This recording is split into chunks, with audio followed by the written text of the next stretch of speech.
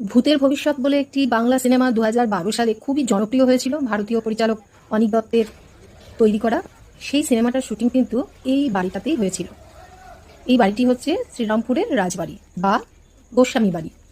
বাইরে থেকে ঠিক এরকম দেখতে লাগছে। এই অংশটায় অবশ্য পরিবারের লোকজন থাকে, তাদেরই যাতায়াত হয় বা এন্ট্রি পথ এটা। প্রথমে আমরা এদিকটা একটু দেখলাম পরিবারের লোকজন রয়েছে। তারপর যেখানে জনগণের জন্য খোলা, তবে লেখা আছে বিনা অনুমতিতে প্রবেশ করবেন না, এইখানটা দিয়ে আমরা প্রবেশ করলাম।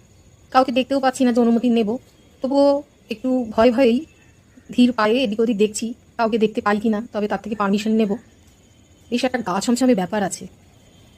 এরকম পুরনো রাজবাড়ি আমরা বেশ কয়েকটা দেখেছি, কাউকে দেখতে পাচ্ছি না। এদিক ওদিক দেখতে দেখতে এগোচ্ছি, হঠাৎ করেই এরকম বাঁ দিকের একটা অন্ধকার পুরো ঘর থেকে কেউ একজন জিজ্ঞেস করছেন যে আপনারা কে, কোথা থেকে এসেছেন। একজন মহিলা কণ্ঠ, খুব ভয় পেয়ে গেছিলাম জানেন তো। এই যে এখানে আমার হাতে মোবাইলটাও কেমন হয়ে গেল। যাই হোক, একজন ভদ্রমহিলা, তাকে দেখতে পেলাম না, এত অন্ধকারে রয়েছেন উনি। তো বললাম আমরা ব্যান্ডেল থেকে এসেছি, রাজবাড়ি কি দেখবো। জাস্ট না ঢুকে অবাক হয়ে গেছি। কি অসম্ভব সুন্দর হতে পারে শ্রীরামপুরের রাজবাড়িতে আসলে বুঝতে পারবেন।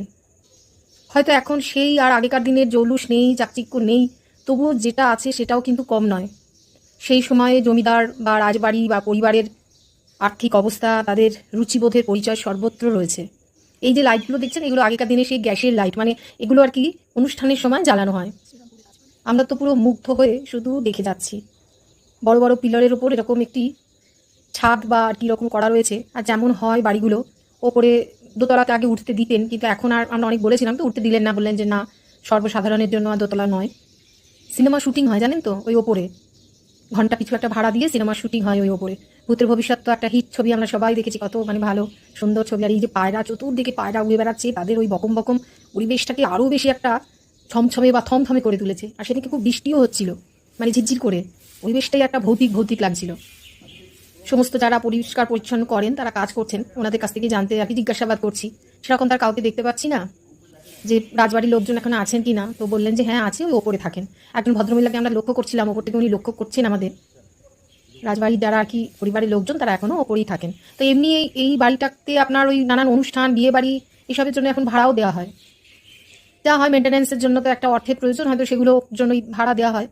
শুধু না, এরকম পুরনো রাজবাড়িগুলোতে গেলে আমার একটাই কথা মনে হয় যে কোনো এক সময় কত লোকজন জাঁকজমক হই হই ছিল, আর আজকে দেখুন কালের নিয়মে কি অবস্থা। তো নিচেরই এই ওপরের অংশটায় আমরা একটু ঘোরাঘুরি করছি। ওপরে তো উঠতে দেবে না, যে কি আছে দেখি। কড়িকাঠের দালান, ঝাড় লণ্ঠন। সিনেমায় দেখাটি জমিদার বাড়িগুলো, ঘরগুলো দেখুন পুরো জরাজীর্ণ বা শোচনীয় অবস্থা। খুব কষ্ট হচ্ছিল।